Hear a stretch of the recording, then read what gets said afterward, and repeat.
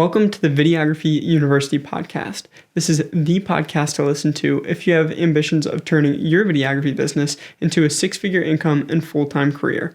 My name is Grant Burks, and I'm the host of this podcast. I am the owner of Optico Productions, a video production company based out of Columbus, Ohio, and I also wrote the book Film to Freedom, where I teach aspiring videographers how to turn your passion for videography into a six-figure income and full-time career. In today's episode, we're going to talk about how I was able to book a $1,200 videography project within 5 minutes. In addition, I'm going to share with you 3 strategies that you can utilize when shooting projects to help book yourself more projects in the future and potentially earn $1,200 from a random project that you're already shooting. So let me go ahead and just set the stage for you. I was shooting a project in the fall a couple years back. It was a conference that an education organization was hosting. They had different counselors from a bunch of different universities coming to this yearly event where they just have different sessions where they talk about what's going on within the education space, specifically within the higher education, so colleges across the country. And I was hired for this event to capture testimonials from some of the attendees of the conference. The goal of the testimonials was to help boost attendance for future iterations of the event. They wanted to get some words from some of the people that had been members of the organization for years and the positive impact that it had on their career so that they could help increase attendance for the organization and then just in addition get more people into the conference on an annual basis.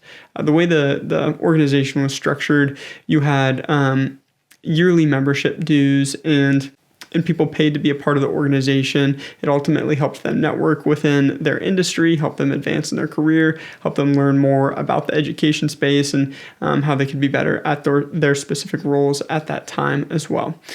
So long story short, I was there to capture testimonials. I think it was roughly 5 testimonials from different attendees at the event. So I show up for the event. I get set up for my little area in the corner where I was going to be capturing the testimonials. They had 2 parts of the conference or 2 parts of the space. One was booth set up outside of the actual presentation space. At these booths, they had different people within the industry who would potentially be finding clients at this conference. So tech companies within the education space, a variety of different companies. But we had them in the background there of the shot, and we were off in a corner. It was just myself at this event, and there was the stage where the speakers were presenting for the keynote presentations. So as I'm at this event getting set up, people are walking by, asking me what's going on, and I'm just being as polite as possible and using that opportunity to network with some people that were at the event as well. Because I figured you never know, one of the individuals at the organization has some sort of pull within their marketing department for their university. Maybe they might potentially need some marketing work done as well. So I always took it upon myself to try to be as polite, as friendly as possible when shooting projects, because you never know where the next project's going to come. So I'm at the event and just mingling with people as I'm getting set up. I'm going through capturing the different testimonials throughout the day. And then I was starting to wrap up the project at the end of the day. And then a gentleman comes up to me and he introduces himself and he tells me that he's actually going to be the keynote speaker the next day. So we just got to talking a little bit, and it turns out that he actually had a company as well that did more consulting type work. And he would go around from conference to conference, like the one that I was shooting at, giving keynote presentations for the event. Well, out of all these keynotes that he'd done, he had never really had one that was captured on video before. And he understood the power of video and how having some footage of him presenting his keynote presentation could really help him to book more conferences in the future. So he asked me, he goes, all right, Grant, how much would it cost for you to come back tomorrow to capture the keynote presentation for me and just send it to me so that I can have my team edit it throughout the year to use for different marketing purposes? I was pretty caught off guard because I wasn't ready to quote a project right then and there. But I said, let me just take a couple minutes, take a look at a few things, see if I'm available at the time. I knew I was available, but I need a few minutes to get my bearings straight and figure out what I was going to quote him for this project.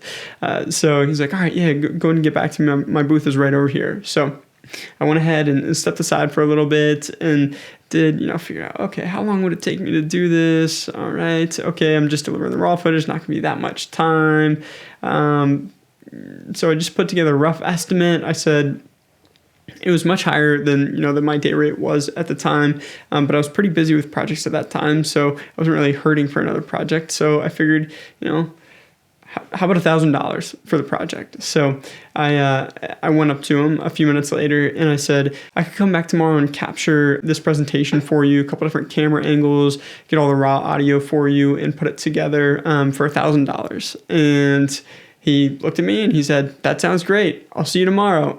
So right then and there, within that 5-minute conversation, him coming up, talking to me, telling me about what he did, I was already shooting a project for, I think that project was around $4,000, $3,500 to $4,000, somewhere in there. And I had just added another $1,000 onto that just by being friendly and having a conversation with him, getting to know him a little bit. And I was just in the right place at the right time. But it is so important to recognize the fact that you never know where that next project is going to come from. So you're always going to want to put yourself in a position to where you're networking with as many people as you can and you're presenting yourself in a positive light. People want to do business with people that they like, know, and trust. So if you build those connections with people, then you never know. You could book a project within a random 5-minute conversation when you're already shooting another project at an event. So with that being said, let's go over 3 key strategies that you should implement when shooting projects to help you put yourself in this kind of position to book future projects on top of it. So 1, be friendly. Like I said, I always try to be as friendly as possible at these events. Ultimately, people want to do business with people they like, know, and trust. If you're putting off positive energy, you're building rapport with people, then they're gonna build a connection with you, and that's what's ultimately going to help you be in a position to potentially earn business from them as well. So be as friendly as possible when you're out capturing events. Even though there are days, it can be really long days where you feel like the day is dragging. Maybe you've been out shooting a ton of stuff all day long. Maybe it's a hot day outside and you're lugging camera gear around and you just don't feel your best. But anytime you're around other folks, specifically people that could ultimately end up being clients of yours, you want to be as positive and friendly as possible. Not just because it's the right thing to do and a good thing to do, good way to live your life, but on top of that, you never know where that next project could be coming from. So be friendly. 2, network with everyone. I talk about this all the time. I'm a big believer in networking groups, but outside of networking groups, there's always opportunity to network with other people. You never know who could be that next project or who could be the person that refers you to somebody else who could be your next project. So network with as many people as possible. There have been countless times where I never thought somebody was going to have any impact on my business. I didn't think they were in a position where they were going to potentially be a client of mine, but ultimately they ended up referring me to somebody who booked me for an $8,000 project. So network with as many people as possible. And 3, have business cards or some type of piece of marketing material that you can give somebody, like a digital business card or a physical business card, where they have an easy way to get back in contact with you. I was fortunate. I booked that project on the spot right there. But maybe it wasn't a situation where he was doing a keynote at that conference. Maybe he had one in a couple weeks and he wanted me to capture that one for him. Well, in that situation, he would have one of my cards, so he knew how to get a hold of me, and I could potentially turn that conversation into a project in the future. So always have business cards or some type of digital business card with you and hand those out to as many people as possible. One of my good buddies, Ryan Willis, who I talk about a ton in my book, Film to Freedom, he was my accountability partner when I was getting started in my videography business. But he's a real estate agent, and we shared marketing tips back and forth with each other all the time. He told me one time that his mentor, she was a really successful real estate agent as well, and when he was getting started, he needed some tips for sales and marketing, and she told him, that she takes business cards with her everywhere she goes. Even when she's driving, she will have business cards right next to her in her console. When she goes through drive-thrus, if she orders anything, gets coffee or gets food, she will hand a business card to the person that gives her her food or checks her out, because you never know where that next client could be coming from. Do I think you need to do that? Probably not. We're probably not going to be booking video projects from the person checking us out at the register. But honestly, it couldn't hurt.